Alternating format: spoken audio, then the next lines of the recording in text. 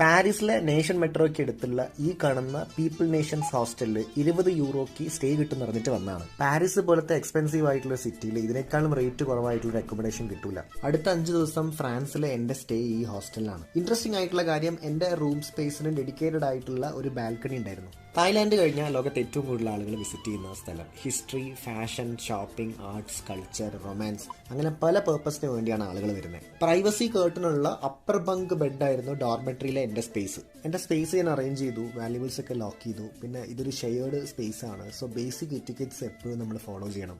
ഇത്തരം ഹോസ്റ്റലുകളിൽ നമുക്ക് ഒരുപാട് റിമോട്ടായിട്ട് വർക്ക് ചെയ്യുന്ന IT പ്രൊഫഷണൽസിനെ കാണാൻ പറ്റും. അതേപോലെ ശബ്ദം ഉണ്ടാക്കാതെ ആ അപ്പർ ബങ്കിന് താഴോട്ട് ഇറങ്ങാനും മുകളിലേക്ക് കയറാനും നല്ല ടാസ്ക് ആട്ടോ.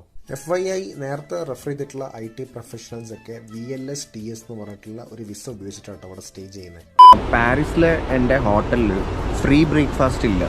റൂഫ് ടോപ്പിൽ നമുക്ക് വേണമെങ്കിൽ കോഫി വാങ്ങാം. ഈ മൊത്തം ഹോസ്റ്റലിലെ ഏറ്റവും വലിയ അട്രാക്ഷൻ എന്ന് പറയുന്നത് ഈ റൂഫ് ടോപ്പിലെ റെസ്റ്റോറൻ്റ് ആണ്. എല്ലാവർക്കും അറിയാം, ഫ്രാൻസുകാർക്ക് കോഫി എന്ന് പറഞ്ഞു കഴിഞ്ഞാൽ ഇമോഷനാണ്. ഒരുപാട് സമയമെടുത്ത് മെല്ലെ സിപ്പ് ചെയ്ത് കോഫി കുടിക്കുന്നതാണ് അവർക്ക് ഇഷ്ടം. ഞാൻ എൻ്റെ സ്റ്റേയിലെ മിക്കവാറും ദിവസങ്ങളിൽ ഇവിടെ വന്നിട്ട് കോഫിയും സ്നാക്സും കഴിക്കുന്നു, എന്നിട്ട് പുറത്തേക്ക് നോക്കി നിൽക്കും. ഫ്രാൻസിൽ വരുന്ന എല്ലാ മലയാളികൾക്കും ഈ ഹോസ്റ്റൽ ചൂസ് ചെയ്യാം, കാരണം അത്രയും എക്കണോമിക്കലാണ്.